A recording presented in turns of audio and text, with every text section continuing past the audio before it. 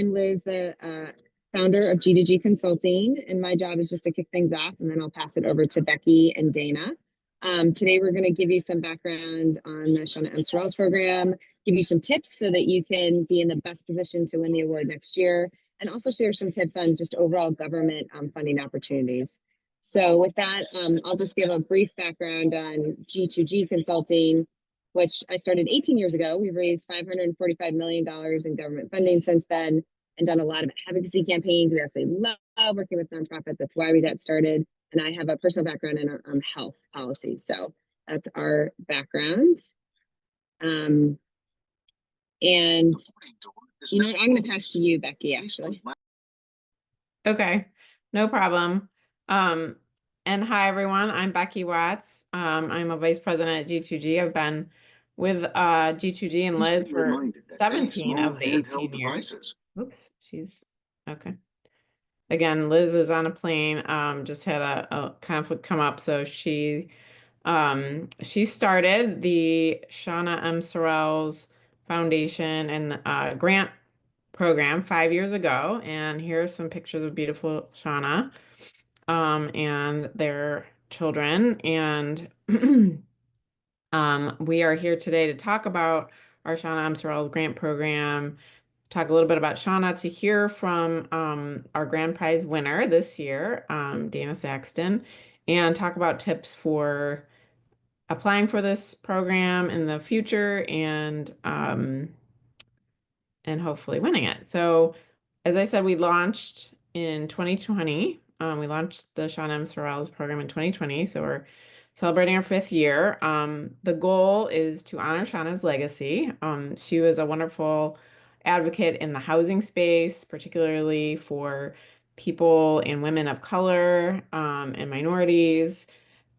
She supported a lot of women's health related and women in STEM and women in housing related causes. And so we work to honor her legacy through this program by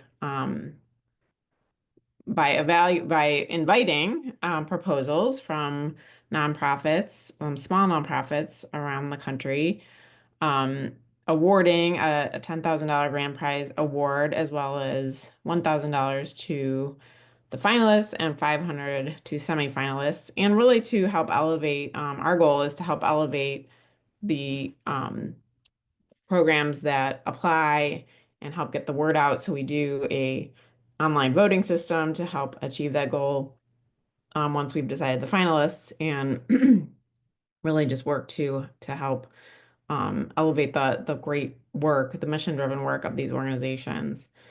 Our timeline on this is January. We do this webinar every year. September is when we usually open the grant application and the timeline. October is when the application is due. Finalists and semifinalists are announced later that month, and then the online voting occurs after that just for the finalists. And we encourage, and Dana could probably talk a little bit about that later, about that experience. And then in November, we announce the grand prize winner on what we call our Open Doors to Giving event. Again, we like to elevate and promote the organizations that applied and made it into the kind of the final rounds of semifinalists and finalists. So that is the timeline of the Shauna M. Sorrells program. This is another beautiful picture of Shauna and some of her amazing quotes. She was such a leader in our community. These are some of her kind of mantras: make a difference in your community, which I love. This life is all there is. Make the most of it. Give, get, be. Give more than you get. Get what you need and be happy. Thank you, Shauna, for that. It's inspiring words. So some of the goals of the Shauna M. Sorrells program, our top priority is helping smaller nonprofits, providing grants to nonprofits that dedicate meaningful services and programs to women and children, especially people of color. That's very important as we're doing our evaluation of the proposals. Help nonprofit finalists build and strengthen support through our online voting process, as I mentioned, aim to honor Shauna's legacy and continue her work by making a difference within communities most in need. We organize our annual Open Doors to Giving event to facilitate giving to nonprofits. And at that event, we try to share the websites of the folks that have applied and encourage people to give whatever they can in whatever amount is comfortable for them. And then bringing together the smaller nonprofits that we've worked with over the years to that can benefit from Shauna M. Sorrells programming insights and this network of folks that we've built over this 5 years of the Shauna program. So honoring the 2024 grant award winners, I will just briefly highlight. We had special recognition for the folks that made it into the finalist category, but didn't quite make it to the end. But everyone does great work, and we're so honored to even be in community with all of them. So this is a group of some of our special recognition groups from all over the country. You can see Global United Diaspora, KR Scholars, the Peach Corps, Cleveland Freedom Project, NEMIC Foundation for the New England Medical Innovation Center. Again, these are all just part of our special recognition group. Our semifinalists, which again ended up receiving a $500 grant award, several amazing organizations, Phenomenal Women's Health, Making Change Financial Wellness Program. I can't even see my own slides. WAWC Healthcare and the Safe Sisters Circle. And then finally, our finalists, which again made it into the final round, and then advanced to the voting portion of our process, or the online voting portion. These included Bloom at Pregnant with Possibilities Resource Center, which serves women in the pre and postnatal period of the perinatal period of pregnancy and becoming a new mom with behavioral health services, her Health EQ, Equipment for Equity. She does some global work in terms of providing medical equipment to women around the globe who wouldn't have access to it otherwise. And then our award winner, New Life Furniture Bank. We're very excited to now welcome Dana Saxton, from the executive director of the New Life Furniture Bank, who did win the finalist prize of 10,000, or the grand prize of 10,000. And Dana, I'd love to welcome you and just give you the opportunity to share a little bit about your experience with applying to this grant and recommendations for the online voting portion of it, and anything else you'd like to share with our guests today.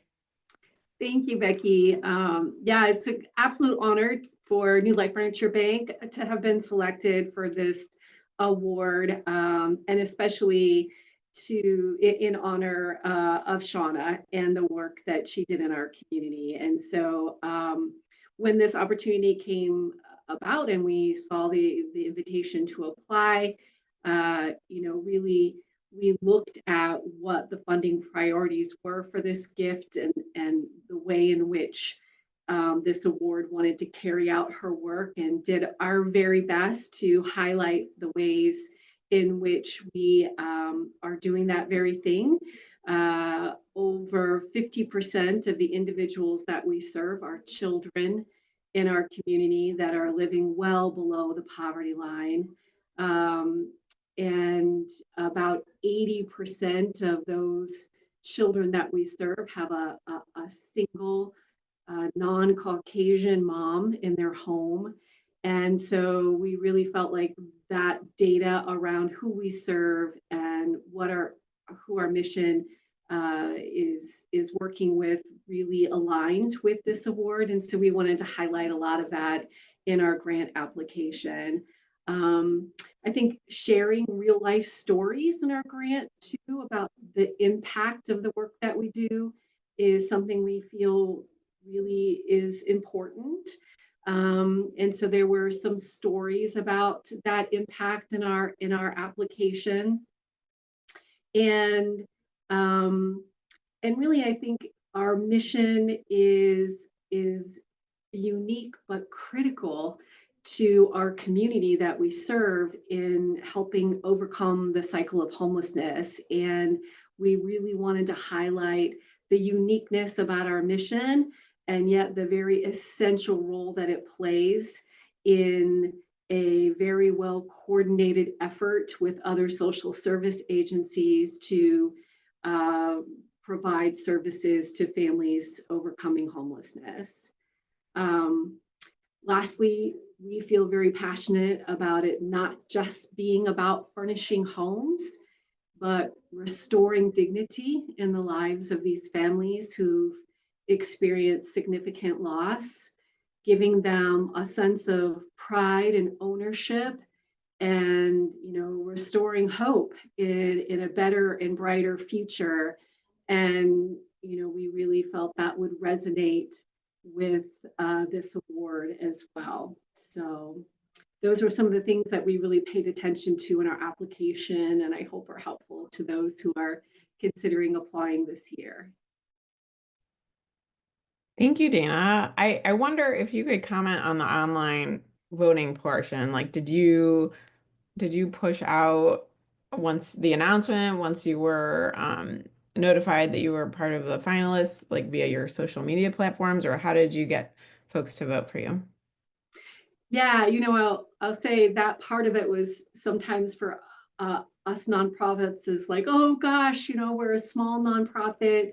I've been up against national organizations and some kind of voting situation that just felt like really challenging to be able to do.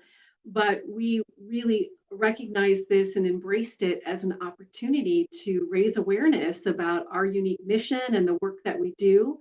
Um, in the state of Ohio, and knew that we would be leaning into G2G's reach as well, because you will be sending out those newsletters and those invitations for people to vote and to learn more about our organization. It gave us a chance to really look at our website where they might click through from the communication that you're sending and put a banner that said vote for us. So we wanted to try to be able to make it easy for those that were trying to learn more about our mission through the communication that you were sending.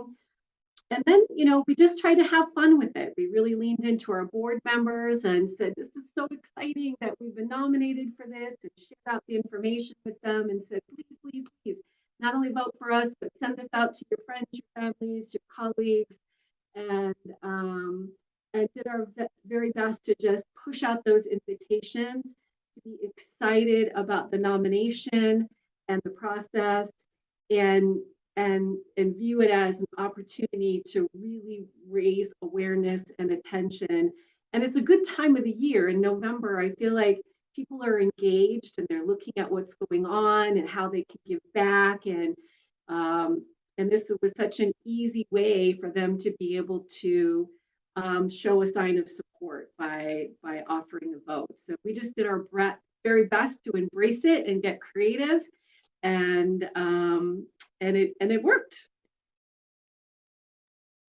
Thank you so much for sharing that feedback and those tips. I think that's really why we do that, do the online voting, is to help get the word out about your wonderful work, and both within our network and your network, and just to help people learn about one another and hopefully foster collaboration and additional support from folks. So that is the reason we do it. We know that sometimes, as you said, it can be challenging, or be overwhelming perhaps, but we appreciate that you had fun with it, and that it clearly worked. So thank you so much for those tips. I don't know, because I'm sharing my slides, I'm not able to monitor the chat. So I don't know if Heather, if you see anything, who's working our back end here, if you see anything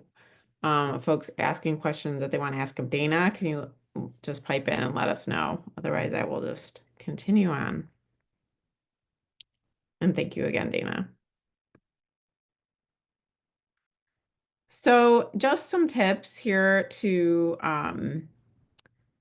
highlight, and I think Dana covered a lot of this even in her description of how they pursued the Shauna M. Sorrells grant program and how they chose to apply to it. I mean, study the grant's purpose and background. I hope most of you are doing that already with any grant you're applying to. Give a clear, succinct explanation of your organization and how you are a fit. We always appreciate when applicants come in clearly knowing and understanding a little bit about our program and why we're doing what we're doing, and showing us how your work and mission aligns with it. Provide information on on how the funds would be used related to the purpose of the grant.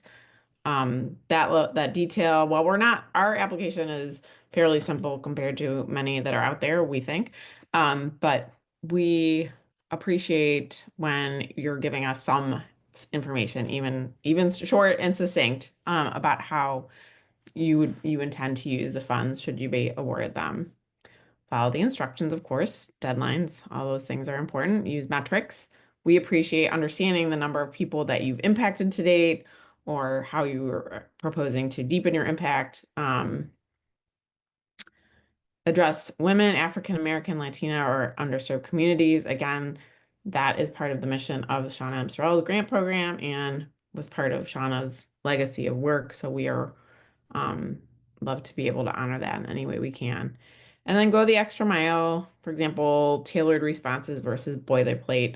It does become recognizable when somebody just cut and paste from another grant application and didn't even take the time to alter some of the words. So we appreciate when somebody has clearly taken a few minutes to read through our grant application and explain why your work aligns with the mission of our program.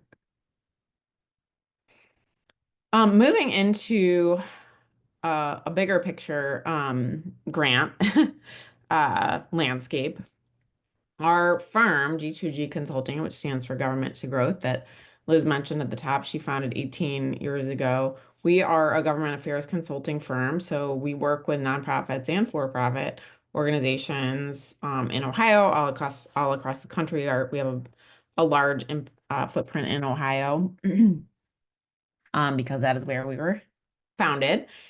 But we work with both federal, state, and local elected officials and agencies to help organizations navigate and access government grants. So we just like to mention we have a couple slides on this for those of you who are interested in learning more. We're always happy to do a follow-up call, but you are out there doing the work on the ground and your elected officials want to know about it. They want to understand who you're serving, how you're serving them, and how they can be a partner in that.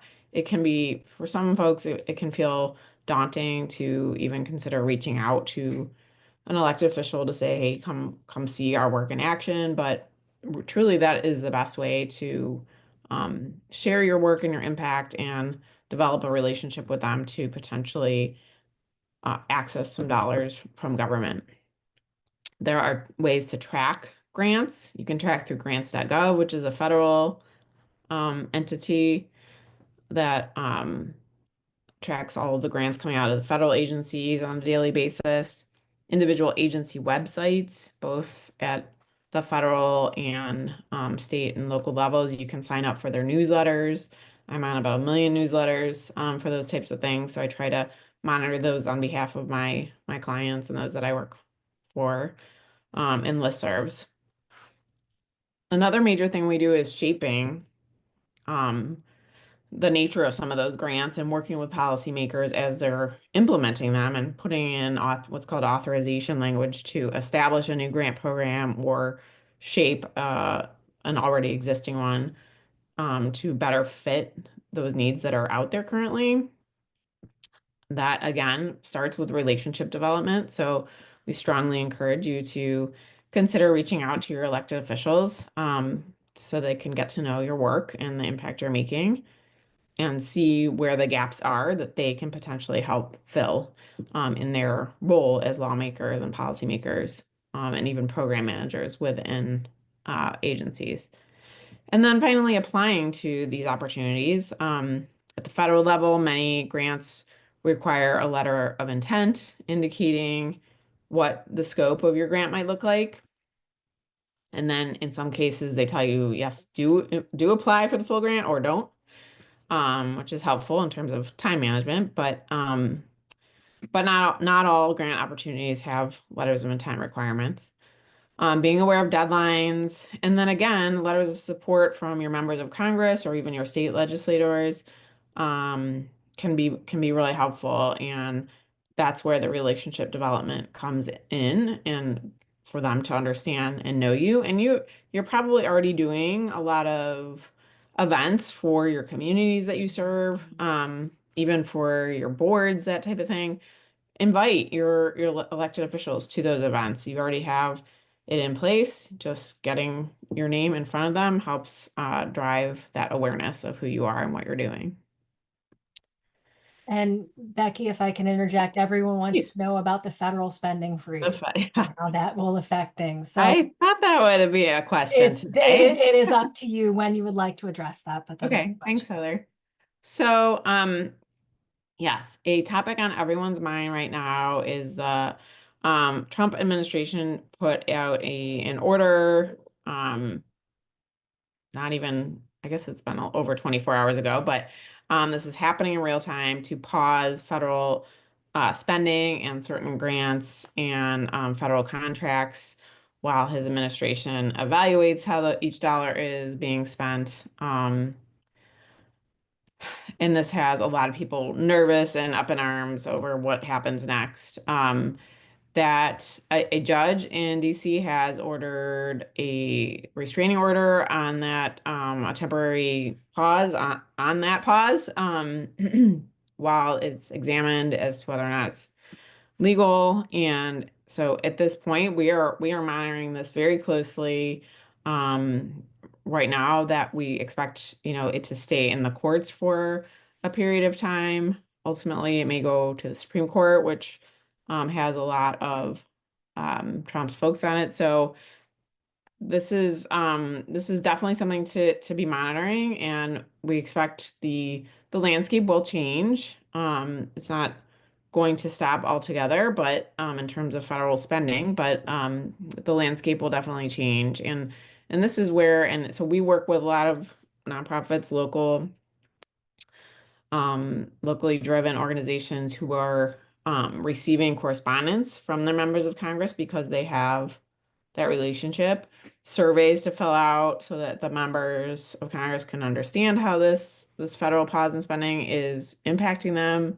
So this is where those relationships are critical. So I would suggest to you, if you know your member of Congress or their staff, or even if you don't, now is a good time to start getting to know them and to reach out and describe, how this is impacting you, how it may impact you when it goes into effect longer term, if it does. So they need to know. They are also looking at, Congress is another branch of government, and technically holds the power of the purse strings. So they will have a reaction to this, and hopefully we'll work with the Trump administration to figure out what's best for everyone, ultimately.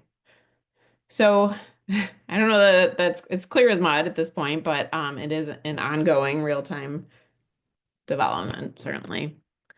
We do anticipate probably that the slide that's in front of me, the tips for pursuing government grants through the congressional appropriations process, is something that is a process that has been in place for the last 4-5 years after about a 10-year long ban of the process within Congress.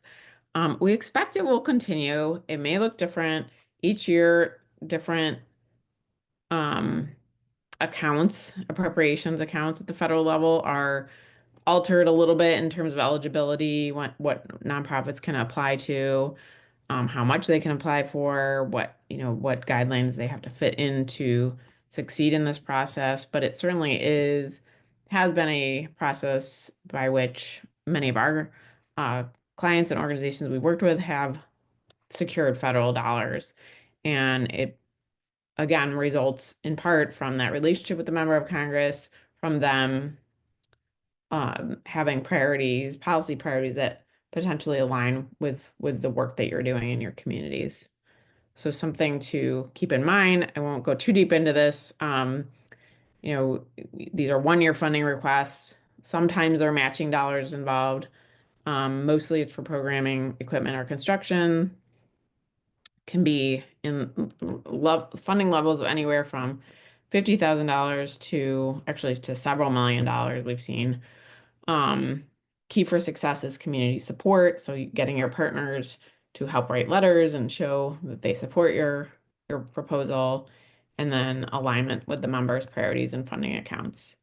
This timeline is a little bit shifting. The deadline submissions will probably be, which are typically in the February-March timeframe. We expect them to be pushed back a little bit as Congress attempts to wrap up the last year's budget. So you'll be looking at the FY26, the fiscal year 26 appropriations process, and I would keep an eye on your member of Congress's website to see when they start posting information about this process, which usually lasts about a year before you're you know for sure if you're included in a congressional appropriations bill. And that's when you start working with the agency. So finally, just to close out here, for pursuing all grants, we have found all of these strategies and tactics work well. Knowing your own funding needs, where your gaps are in terms of funding, researching and personalizing and aligning your application with the grant source. Dana mentioned that a lot in her remarks about the Shauna M. Sorrells grant. Answering all the questions precisely and concisely in the grant application, meeting the deadlines and the criteria, making sure you recognize what that criteria is and if you are meeting it. Developing list of targets. So these are things you can be doing in advance of actually applying to a grant, or working with your legislators, whether it be local, state, or federal. And that's, figuring out who your targets are, who those people that serve the area that you serve, or perhaps are, really working on like homelessness and housing issues, maybe from a different part of the state, but that's like really what they're focused on. That could be a legislator or a policymaker you should be talking to. Communicate succinct summaries of what you do, why it's valuable, and how you will use funding using statistics to help illustrate your story and your impact. Build relationships with funding sources and nourishing them over time. Organize tours and media events, getting the policymakers and grant managers, program managers out to see your work in action when appropriate. Engaging the community you serve, your partners and your board and the folks that you're serving who are willing to be an ambassador for the work that you do. And then following up and staying in touch. That drumbeat of communication is so crucial. And, it does take bandwidth. We understand that completely, but it's very important to succeeding in the grant world, we have found. And that really concludes. There's my email and Liz's email. We thank you so much for dialing in today and being part of the Shauna M. Sorrells grant program. I'm going to just check the chat in case there's something we missed.